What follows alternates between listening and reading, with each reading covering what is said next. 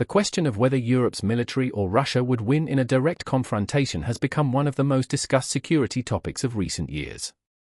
Since the full-scale invasion of Ukraine by Russia in 2022, European governments have reassessed their defense readiness, spending, and strategic coordination. At first glance, Russia appears formidable. It possesses one of the world's largest nuclear arsenals, vast land forces, and decades of experience preparing for large-scale war. Yet when Europe is viewed collectively, including the military capabilities of the European Union states plus key partners such as the United Kingdom and Norway, the balance of power looks very different. Europe's greatest strength lies in its combined economic and industrial weight. The economies of European countries together dwarf that of Russia. Even before major defense spending increases began after 2022, the combined GDP of European NATO members was many times larger than Russia's economy. Economic strength translates directly into military potential, the ability to fund advanced weapons, sustain large forces, replace losses, and maintain long wars.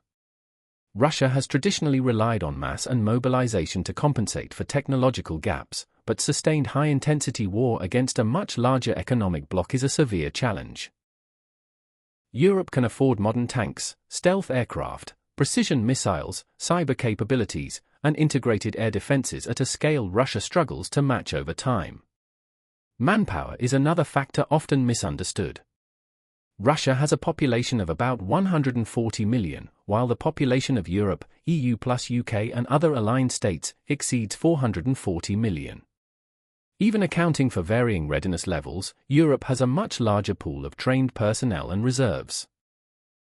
The war in Ukraine has demonstrated the strain Russia faces in mobilizing, equipping, and training large numbers of troops.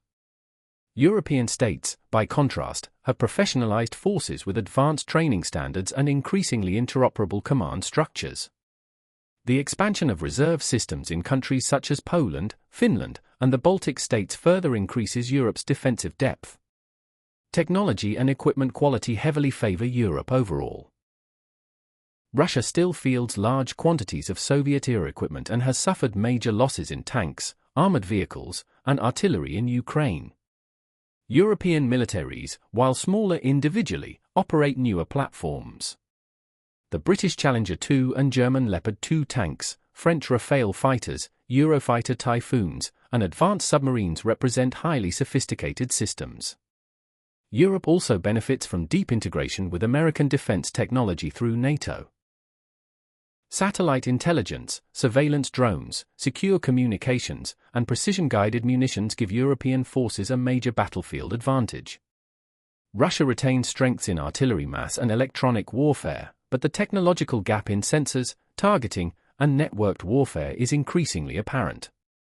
Air power is decisive in modern war, and here Europe clearly surpasses Russia in aggregate capability.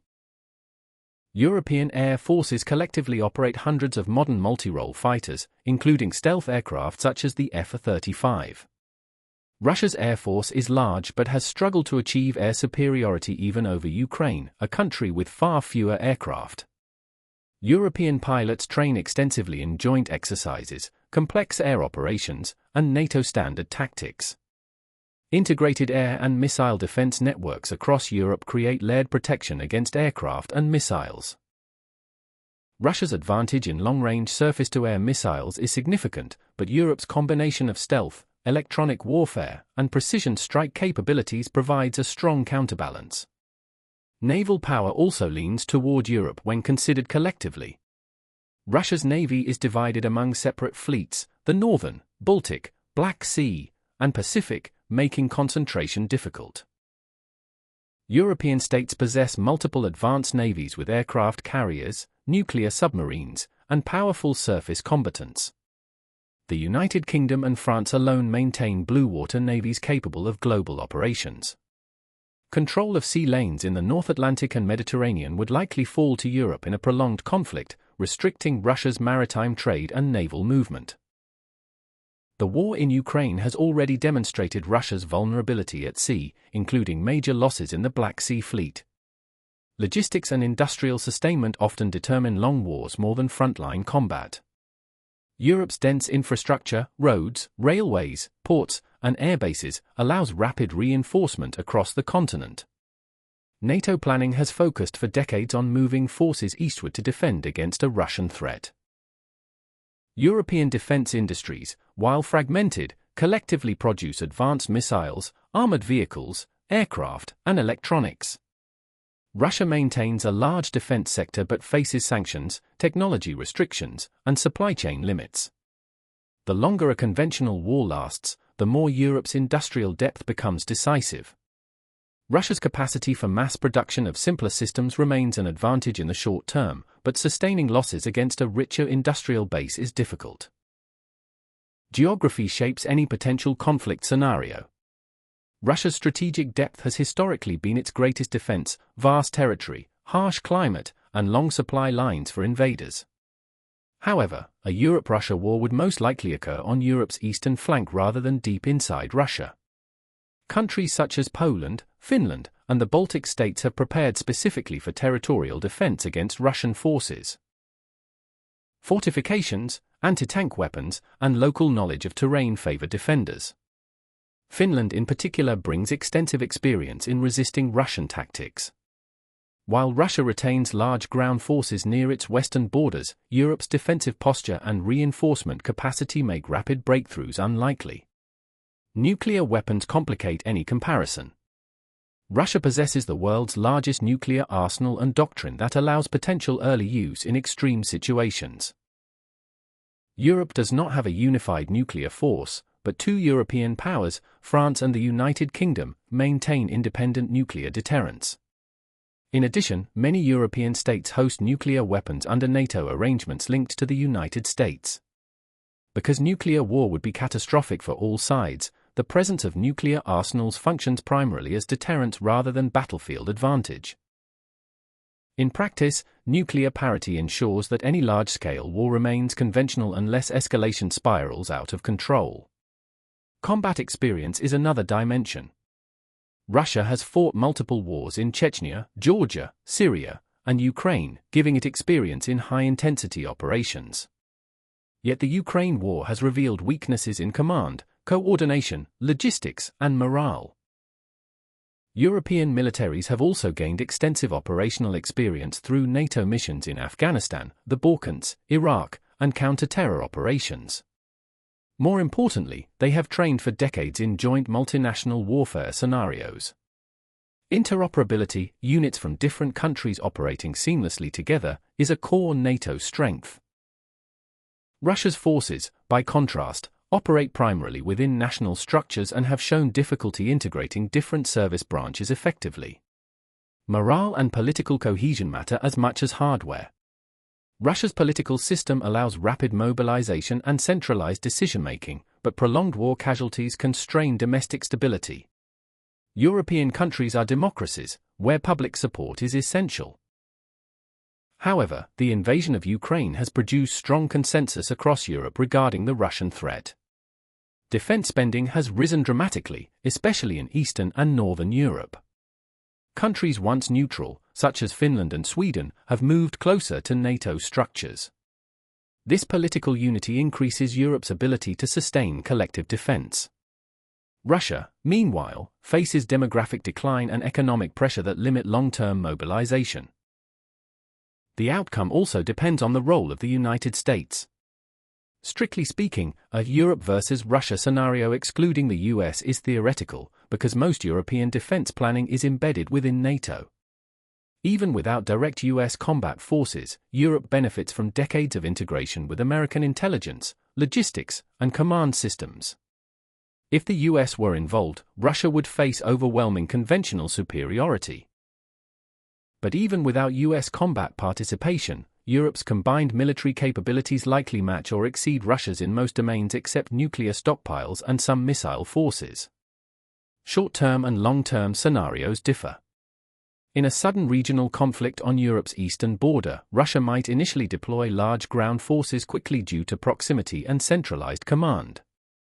Some European countries might need time to mobilize and coordinate multinational responses. In the opening weeks, localized Russian advantages could appear, particularly in artillery density and missile strikes.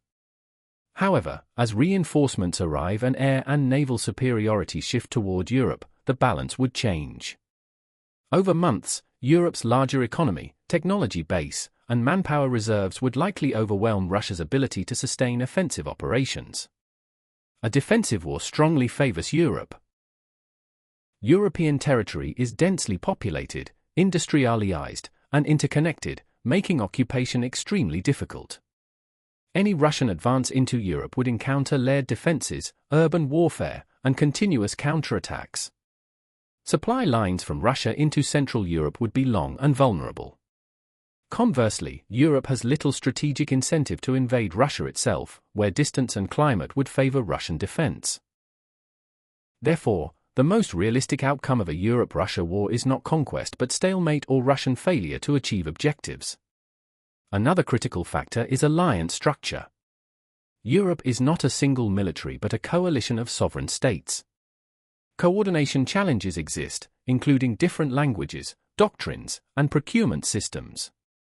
Yet decades of NATO standardization have created shared procedures and communication networks. Joint exercises and integrated headquarters enable rapid coalition warfare. Russia's centralized command avoids some coordination problems but also concentrates decision-making and reduces flexibility. The Ukraine conflict has shown the benefits of decentralized initiative, something NATO forces emphasize more than Russian doctrine traditionally does. In evaluating who would really win, the definition of victory matters. If victory means seizing and holding European territory against united European resistance, Russia's chances are extremely low. Europe's combined strength in air power, naval control, industry, and manpower would eventually halt and reverse any Russian offensive. If victory means defending Russia from European invasion, Russia would likely succeed due to geography and nuclear deterrence. If victory means limited regional gains in the opening phase of war, Russia might achieve temporary success but would struggle to maintain it against Europe's larger coalition. Overall, the balance of conventional military power between Europe and Russia favors Europe when measured across the full spectrum of modern warfare. Russia retains formidable nuclear forces, significant missile capabilities, and large ground armies, making it dangerous and capable of inflicting heavy damage. Yet Europe's combined economic scale, technological superiority, integrated alliances, and growing defense spending create a stronger long-term warfighting capacity.